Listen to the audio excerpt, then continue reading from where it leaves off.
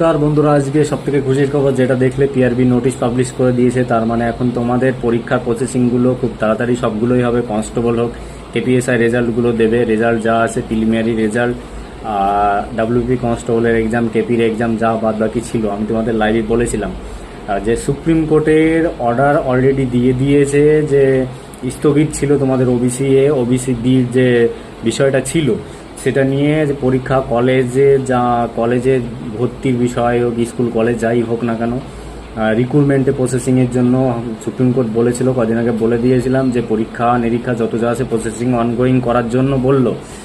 একটা মুভমেন্ট হয়ে হাইকোর্টে কেসটা আবার মুভমেন্ট করে দিয়েছে। যেটা স্থগিত ছিল সেটা স্থগিত তুলে দিয়েছে। সেই পরিপ্রেক্ষিতে পিআরবি আজকে একটা নোটিশ প্রকাশিত করলো। তোমাদের দেখতে পেলে যে OBC A OBC B category যেটা আছে, যেটা তোমাদের কাস্টের ব্যাপারটা, তোমরা সংশোধন যে 140টা কাস্ট আছে সেটা পরিবর্তন করার জন্য, এবং ইউবি এবি যারা আছে কাস্টের মধ্যে সেটা তোমাদের তোমরা এডিট করতে পারবে। বা এটা বলতে চেয়েছে ইউবি আর এবি যেটা আছে আর্মেড পুলিশ আর আনরিজার্ভ যেটা আছে যাই হোক। তো তোমাদের কনস্টেবলের পরীক্ষা নোটিশগুলো খুব তাড়াতাড়ি পেয়ে যাবে, ঠিক আছে? কনস্টেবল কেপি রেজাল্ট খুব তাড়াতাড়ি পরীক্ষাগুলো প্রসেসিংটা শুরু হচ্ছে, ব্যাস চিন্তা করো না।